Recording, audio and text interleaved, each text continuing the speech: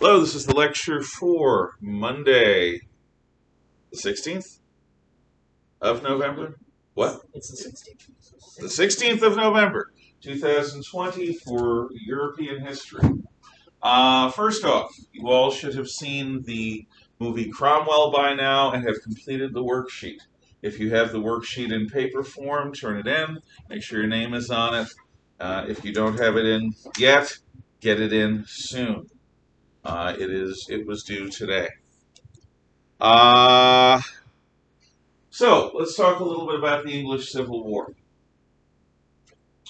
King Charles I, son of King James, wishes to rule in an absolutist monarch fashion.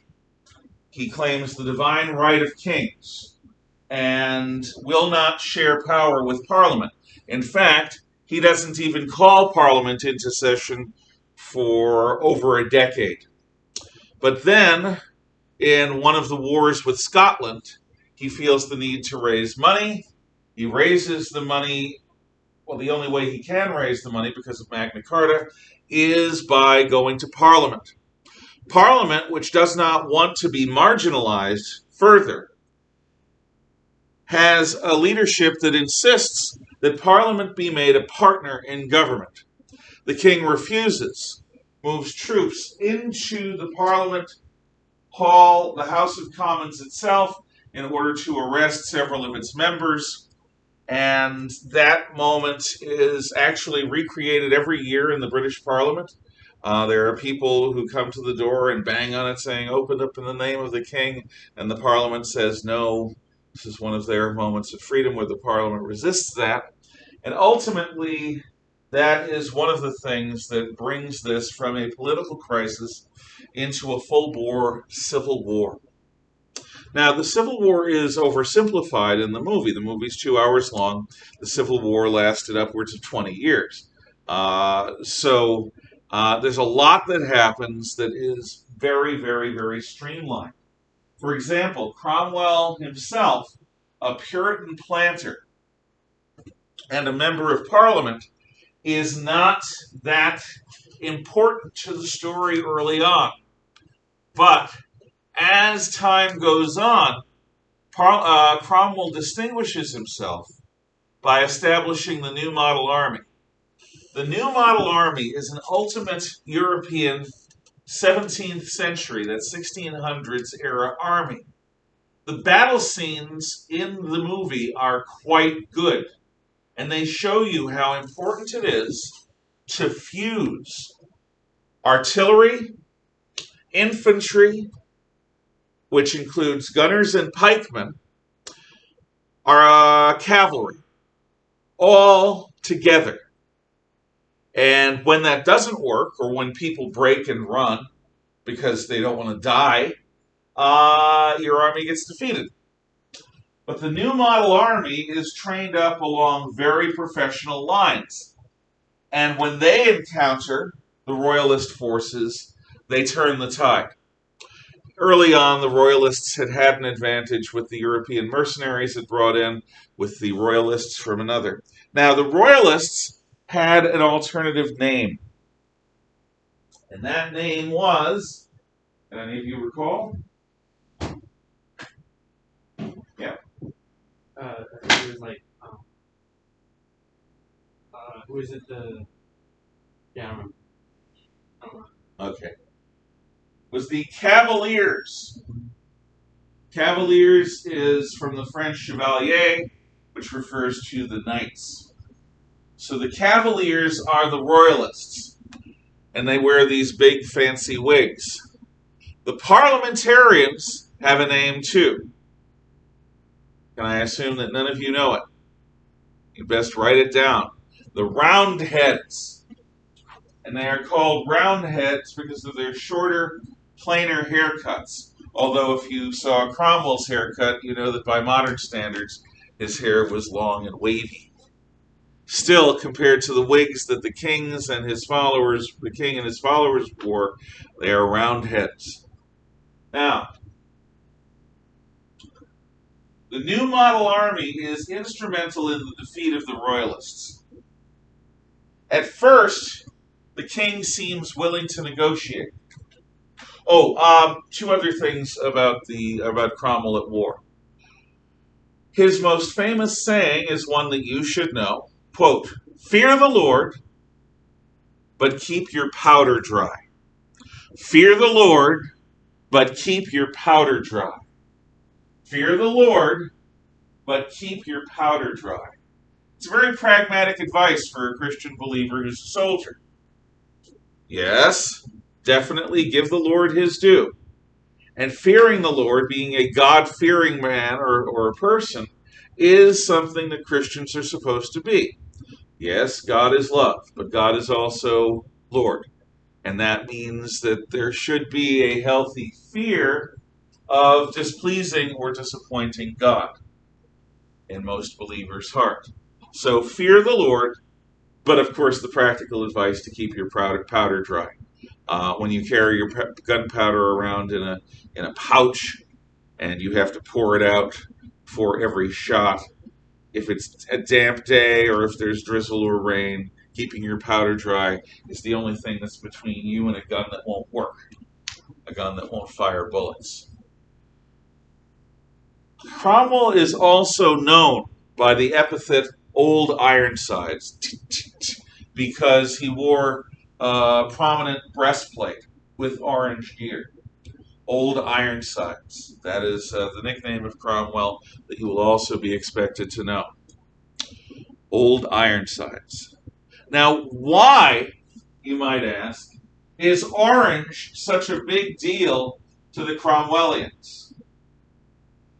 Remember, Puritans are Reformed Christians. The earliest Reformed Christians who won victories against the Catholics were in Holland with the various Williams, Duke of Orange. Orange is the color of the Reformed Christian faith, or what I learned growing up, the color of Protestantism. And as such, Cromwell, being a Reformed Christian, wears it. This exists to this day in the flag of the Irish Republic. Ireland has a tricolor flag, 3 vertical stripes, green, white, and orange. Green represents the Celts of Ireland. White, I believe, represents the Roman Catholic faith, but I could be wrong. It's been a long time since I've brushed up on my Irish flag knowledge. But orange represents the Protestant community in the north of Ireland. And the Irish Republic would have the entire Ireland unified under their government, Catholic and Protestant. But the Protestants do not trust the Catholics. There are reasons for this. In any event, the war ends and then resumes and then ends and then resumes. And there are various phases that the movie doesn't even deal with. However, the movie does deal with the trial, the capture of King Charles, and his trial before the House of Commons, before a subset of the House of Commons.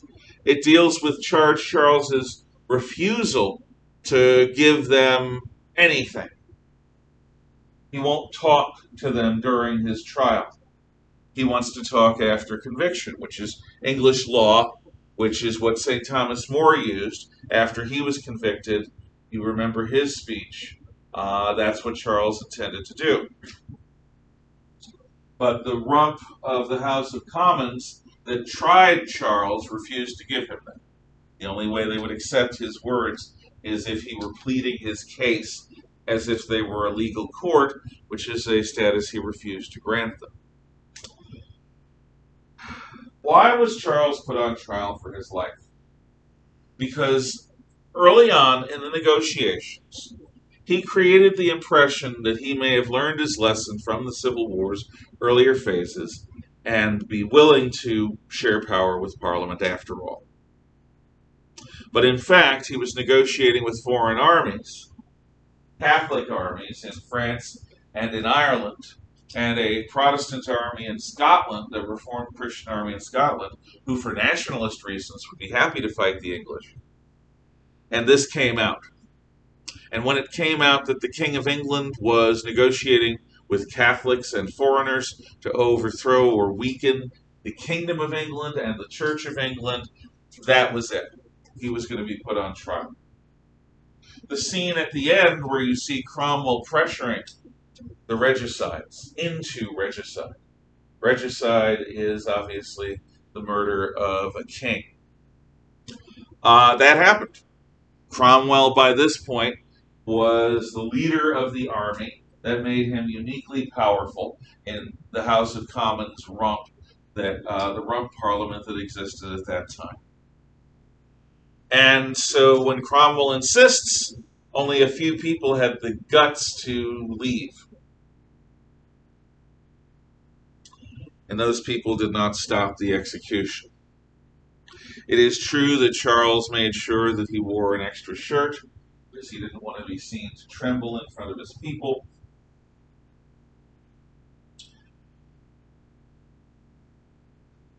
It's true that he looked upon the executioner and said, "Do you fear the king? Kill your king," with an open face. And it is true that when he was beheaded, one of the executioners lifted his head by the hair and said, "Behold the face of a traitor." So Charles is dead, and for a time the Parliament rules England. But it does not hold elections. This is the same Parliament that was elected over 20 years ago, closer to 30 years ago. And it doesn't once stand for election. Instead, what happens is as members die, they're not replaced. As members leave because of various reasons, those who were against the killing of the king, those who were against the parliamentarians in the Civil War, the parliament keeps getting smaller and smaller and smaller. It stops being a legislature, it starts becoming an oligarchy, the rule of a committee. Finally, Cromwell sees no alternative. I'm not saying he's right. The movie implies he was right, but the movie is about Cromwell, and it has a somewhat Cromwellian perspective. Cromwell ultimately uses the army to seize power, and he becomes Lord Protector of England. As Lord Protector, Cromwell conquers the British Isles. The Scots don't mess with him, or if they do, they get punished. The Irish, to this day, tell their children, if they're being naughty, be good or Cromwell will get you. Cromwell was that bloody in his suppression of Irish Catholicism. After the Battle of Drogheda, that's the battle he took part in, Cromwell was like the American Civil War General Sherman on his march through Georgia, through Atlanta to the sea, which was a campaign of terror to suppress any free impulses of an entire nation of people. And it worked for a while. The Irish were quelled. And as somebody with Irish blood, I'll tell you, that's not an easy thing to do, but Cromwell does it with blood and sword, with fire and terror. Because of the army, he rules. Because of the sword, he rules. But Cromwell is pretty honest with himself about many things. When a painter tried painting a flattering portrait, he threw it away and said, "Start over. I want to be painted warts and all." Cromwell had a notably warty face. He did not want to be seen as a pretender to some new dynasty of kings. He did not want to be seen as anything other than what he was, a rude, coarse army general who was also a parliamentarian and a staunch Protestant. Cromwell rules England, and he is the only ruler in English history that succeeds at ruling this way, as a dictator, a military dictator. His dictatorship sees England become very strong, very unified, through a series of wars with everyone around it, including at some points the Dutch, who was England's natural ally against the Catholic powers of Europe. But the English and the Dutch have commercial rivalries. And Cromwell doesn't play well with others. Cromwell does what Cromwell needs to do to make England victorious in war. When Cromwell dies, his son Richard becomes Lord Protector of the English Commonwealth. And he's quickly overthrown. The English learn a lesson from the period with Cromwell and its civil war. And it's something that they talked a lot about during our Civil War in the mid-1800s. First of all, note this down. No standing army. No standing army. One of the lessons of the English Civil War is that a standing army, like the New Model Army, is a threat to the people. And this is something that is seen around the world to this day, where you have military coups d'etats, or as they say in Spanish, golpe de estado. Again and again, you see throughout modern history, armies taking over the state when the political leadership leads the state astray, or when the political leadership goes beyond its mandate, or when, in the opinion of the generals, the political leadership doesn't give the military its proper due. This pattern is very typical of Latin America. In Latin America, the principle that the army is the ultimate guarantor of the nation, again and again in countries as widely spaced apart as Mexico, Nicaragua, Guatemala, Honduras, and even Argentina and Chile in the south, which are usually much more stable, have periods of military rule. Well, this is England's only period of military rule, because after this they make damn sure never to have the kind of standing army at their throats that Cromwell and his New Model Army were. No standing army. The modern British Army is very carefully watched, and during the imperial period was largely kept overseas, because the English do not ever want to be under a military dictator again. However successful Cromwell may have been, however many schools he may have built and so forth, it was still the stealing of their freedom. And the English consider their freedom to be the centerpiece of their kingdom. They are free men unto the king. So, after the Protectorate, the monarchy is restored. Now, at first, they bring back the House of Stuart. Charles I's son is sent to France before the parliamentarians win and capture Charles. And he becomes King Charles II of the House of Stuart in exile.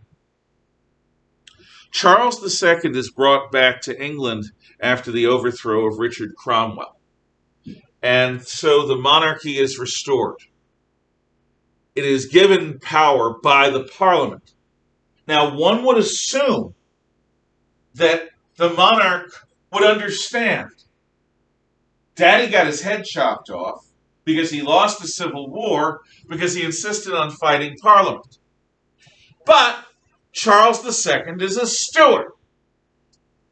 And he doesn't want to accept that. So he starts acting like an absolute monarch remarkably quickly again. He starts playing games with the Parliament. His son James II does the same thing. But James, like Charles I, James II has Catholics very close to him and seems to be ready to legalize the Roman Catholic faith and to allow some degree of religious freedom within England at a time when the majority of Englishmen want an official Church of England and maybe some Puritans around the edge, but no Catholics.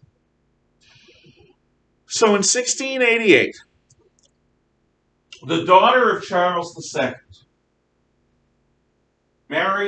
who has married William Duke of Orange of the Netherlands, crosses the Channel with the aid of Parliament and lands an invading army in England. This is called the Glorious Revolution. King James II retreats to Ireland and France and ultimately lives the rest of his life in exile. For the remainder of that dynasty's existence, which is another 100 years, they are the source of Jacobite rebellions in Scotland. The Stuarts are a disaster for British history.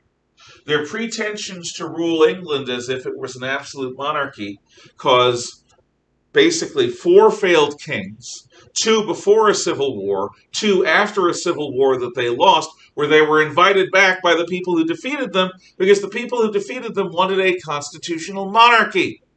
They wanted a king. They wanted the continuity of a kingdom. They did not want to live under a dictatorship, nor did they want to live in a republic, in a pure republic.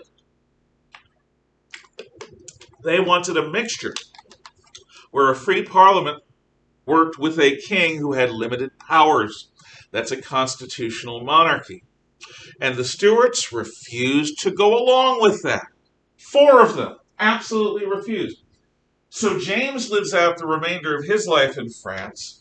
And again, his descendants are at the heart of rebellions in Scotland to try to create a new Stuart dynasty up there, which the English won't have. Finally, the Stuarts die off and the Jacobite rebellions end. But these ongoing Jacobite rebellions are going to be key in bringing Scotland into the United Kingdom of Great Britain,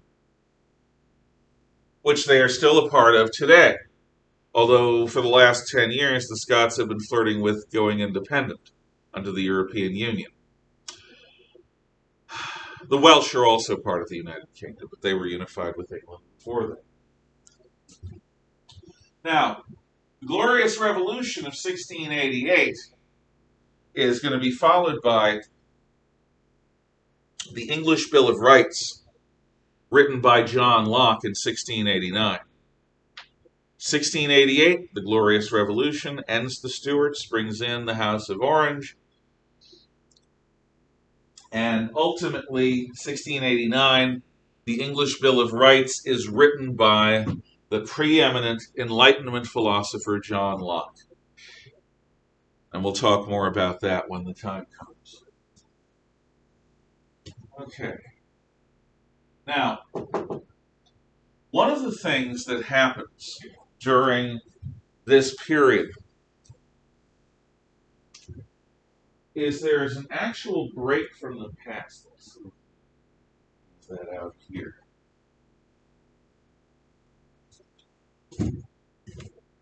Well, I may have to do this without reading. That's fine. Okay.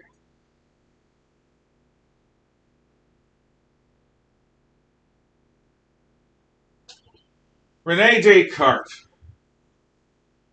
René Descartes is both an Enlightenment philosopher and a physicist, a scientist, and an astronomer. As an individual, he is a lousy human being, the father of many illegitimate children, a father who takes no responsibility for raising or caring for them. As an individual, he is a reprobate. But as a thinker, as a scientist, he changes the world.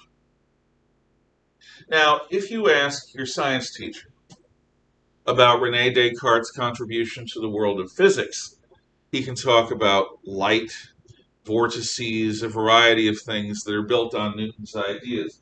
But in terms of philosophy, especially political philosophy, he is known for this meditation.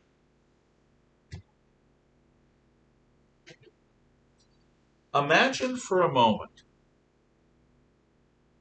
you want to be sure that you are real, that your existence is actual. How can you prove your existence? How can you prove that what you think is real is in fact real, beyond any reasonable doubt? One answer he brings up is, well, we can see, hear, touch, taste, and smell the world around us. The world of our senses tells us that a physical environment, including other people, exists around us all the time while we live in this body. To which Descartes says, wrong! Not definitive proof. You could be, for all we know, I could be, for all I know, a brain in a jar full of nutrients, wired up with various electrical devices to simulate a world of sensation. The Matrix steals this idea, and Buddhism independently develops this idea long before that. But Descartes says, you have no idea if you're a brain in a jar with false sensory data being fed to you. You don't know. That guy who hit you in a bar fight might have been real. His fist that clanked into your skull and made it feel like it was cracked and made your brain slosh around in a concussion. Yeah, he may have been real, or it may have been all the work of an evil genius lying to you through false sensory data. Strike one! Not real, not definitive. Your senses cannot prove your existence, nor the existence of objective reality. Okay, a person says. Let's say that's true. Let's say I can't prove I'm not a brain in a jar because of sensory data. However, I have memories. I remember who I am moment by moment. I remember my childhood. I remember watching that spider build its nest in the heart of a web. And then one day the little spider babies emerged from its nest and ate the mother spider, which is an image I got from the movie Blade Runner. But it's a good image. Somebody talking about a childhood story, a childhood memory that they have. I remember my childhood. I remember my tastes. I remember my values. I remember what I like and don't like in terms of food. I remember the most embarrassing moments in my life. Why would I remember those things if they weren't real? To which Descartes says, memory? No, steer right too. Because just as sensory input can be falsified, so can memory be falsified. Is it not possible that the whispering blandishments of an evil genius could come through that electrode to your brain, telling you all this stuff that never happened? Yeah, you grew up in the city, but you went to the country every year. You went to a lake. You fished for catfish. You fell into the water between the boat and the dock. All this stuff. Can you prove that your memories are real? Can you prove that they weren't given to you by the evil genius to trick you? No more than you can prove that your ability to see this stool or see this podium, see this wall of this scroll of maps, it proves that reality exists. Could be, might be false. Okay. So I'll accept Descartes' question, his existential doubt about my sensory details and my memory. But in this conversation he's having with himself, Descartes does come up with something that he thinks is important. I may not be able to prove anything else, but I can prove that there is someone right now, right here, wondering about this. Right now, in this moment, I think, therefore I am. Cogito ergo sum. I think, therefore I am. Cogito ergo sum. I think, comma, therefore I am. In Latin, cogito ergo sum. So if in fact Cartesian dualism which is what comes out of this musing, out of this thought problem. If this is true,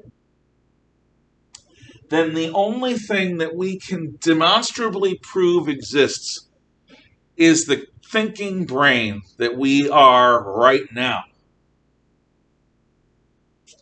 If I think, therefore I am. If I am thinking, therefore that is self-evidentiary proof that I exist.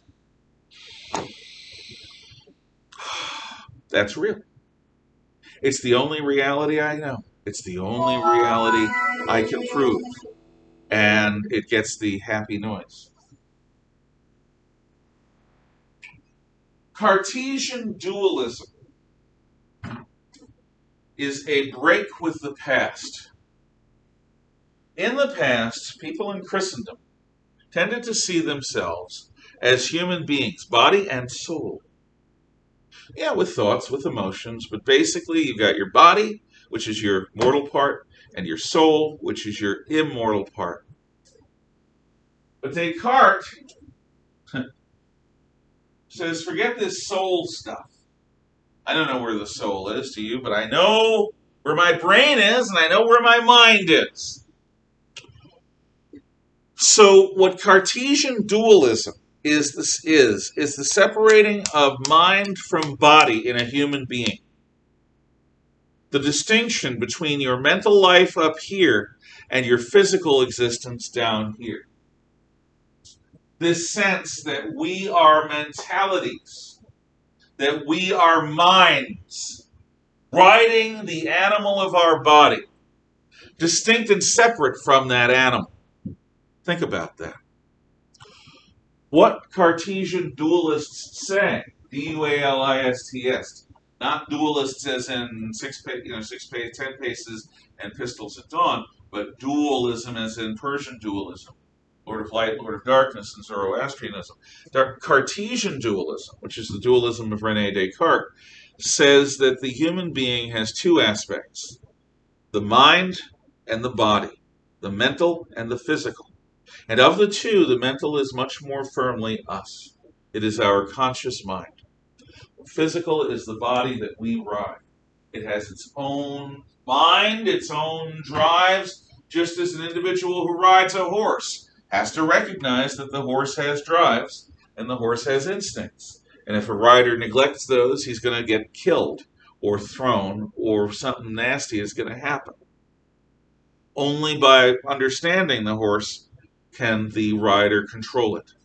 And only when you understand the body can the mind control it. Mind over matter.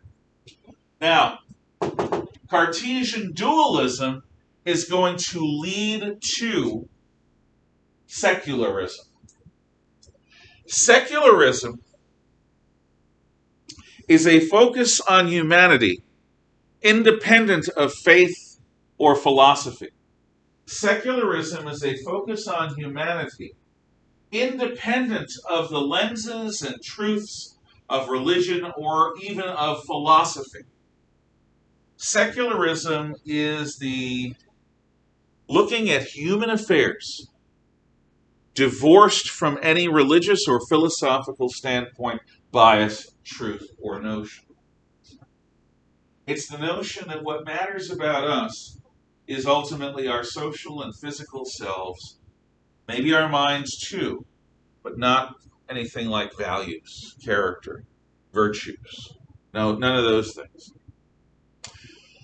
A secularist in the United States today would look at things like the under God phrase in the Pledge of Allegiance as a problem. They would tend to look at people saying Merry Christmas or having a manger scene on town hall grounds.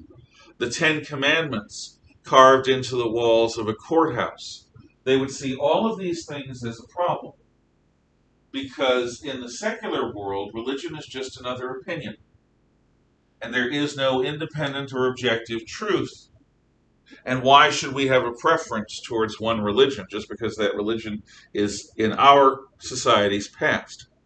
So secularists in the United States today are profoundly anti-Christian in the sense that they want to strip society of the vestiges of our being a proudly Judeo-Christian culture, civilization. That is not the case as far as secularists are concerned. That is our past. That is not, should not be our present or our future. The divorcing of spirit from reality, the view that spirit is mere opinion, that religion and philosophy is merely an opinion and has no objective force or validity or legitimacy. That's secularism. Focus on society without reference to religious or philosophical truth. And another thing that comes out of this is a post-Renaissance humanism. A focus after the wars of religion. And remember, a lot of Descartes' ideas coming in the aftermath of the wars of religion are a reaction against it. The idea that man is the proper study of man. That's humanism. Man is the proper study of man. That we should understand ourselves, not some mythical god, not some subjective laws of nature. We should understand human nature. We should focus on human needs in human society. Now, what this does is it tends to produce the modern ethos of secular humanism, which says that religion is irrelevant, that only the body matters, that only the society matters independent of any religious truth, and that our focus should be on human matters, not on any objective truth beyond that. That you and me, baby, ain't nothing but mammals, and as such, we should accept that we are not everything we would like to be. We are instead just another creature, and we should try to understand that creature. Do you see how different this is from the Christian notions that came before? Even the humanism of the Renaissance was rooted in a basic Christian understanding of the world. But post-Cartesian notions of secularism and humanism divorce religion and philosophy from the arena of truth for a whole lot of people. So, that, I think, no. Do this too. We talked about the cycles of history earlier. How Renaissance ideas challenged medieval Christendom, how Renaissance ideas led to the Reformation, how the Reformation led to the Counter-Reformation, how that led to religious wars, how that led to Treaty of Westphalia, the religion of the king is the religion of the people, how that led to absolute monarchy, how that led to the philosophical Enlightenment, how that led to the Age of Revolution in the United States and France, how that led to the dictatorship of Napoleon and his attempts to conquer the world. That back and forth is something that you should know. We're fairly early in it.